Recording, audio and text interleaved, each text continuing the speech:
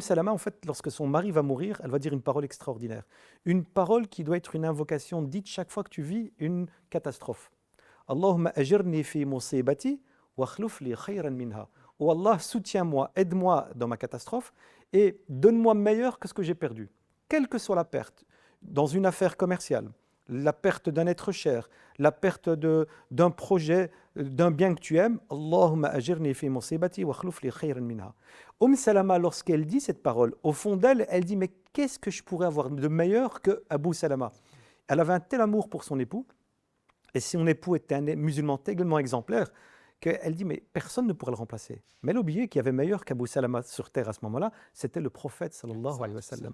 Et le prophète Mohammed sallallahu alayhi wa sallam va venir la demander en mariage. Donc elle est veuve, elle a des enfants. Elle est honorée d'être demandée en mariage par le prophète sallallahu alayhi wa sallam, mais elle va être claire avec lui dès le début. Elle va dire, oh Mohammed, sache deux choses. Un, j'ai des enfants, d'Abu Salama. Deux, je suis une femme jalouse. Et le prophète sallallahu alayhi wa sallam va lui répondre à ses inquiétudes, il va dire, tes enfants sont les miens.